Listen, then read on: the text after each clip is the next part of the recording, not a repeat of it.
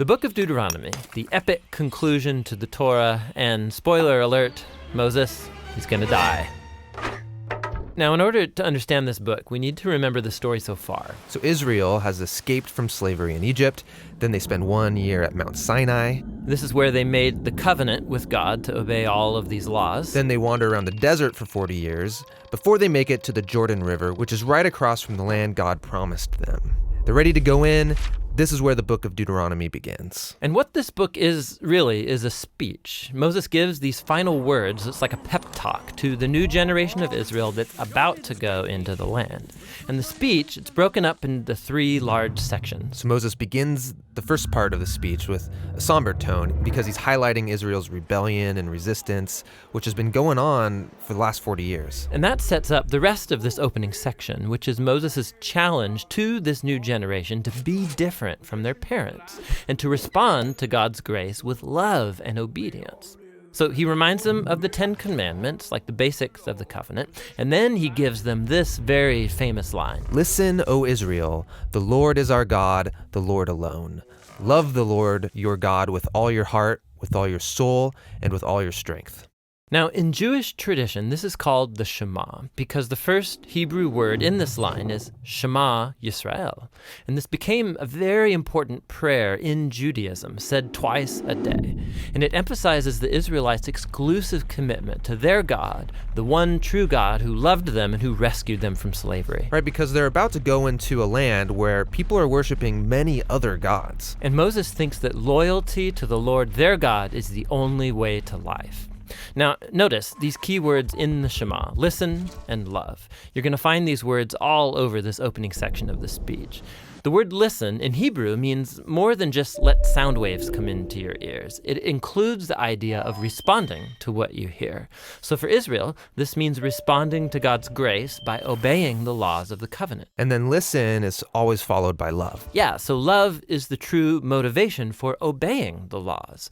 Israel won't obey without love, and they don't truly love if they don't obey. So there's this tight connection between loving and listening that runs through the entire book.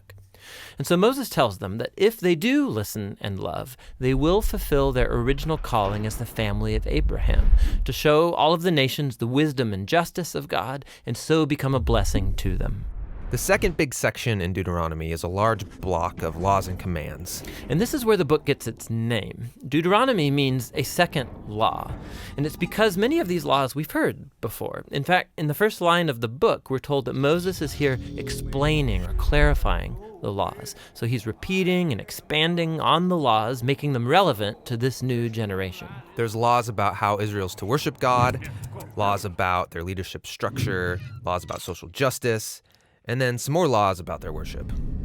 Now, after all of the laws, Moses warns Israel of the consequences of their obedience or disobedience, or in his words, the blessing or the curse. If they listen and love, they will experience blessing and abundance in the land, and if they don't, there's going to be famine and plagues, and they'll be forced off their land into exile. And that brings us to the final section of his speech. Yeah, here Moses says, I set before you today life or death, blessing or curse. So choose life.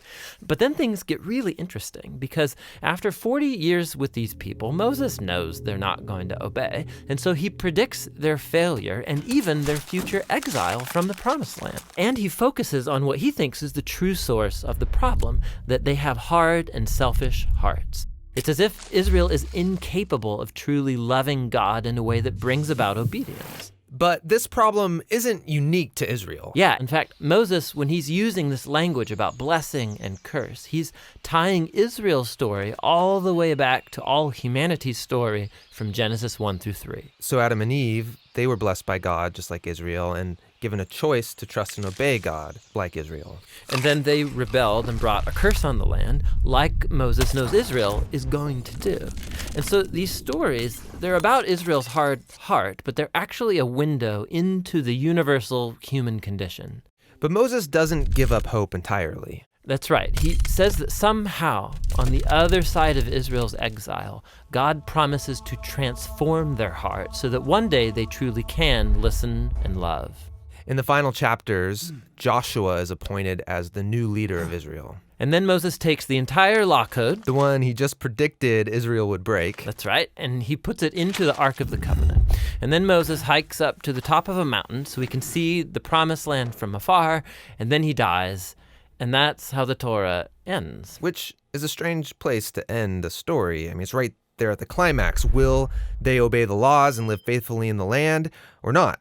Well, the story does continue right into Joshua, the next book of the Bible, but this is the end of the Torah, and it's been ended here for a reason. The Torah is written for people who are either outside of the land or who are still waiting for the fulfillment of God's promise to bless the whole world. And so now, as each generation reads the Torah, they find themselves called to hope in what Moses hoped for, a new, transformed heart that one day can truly listen and love.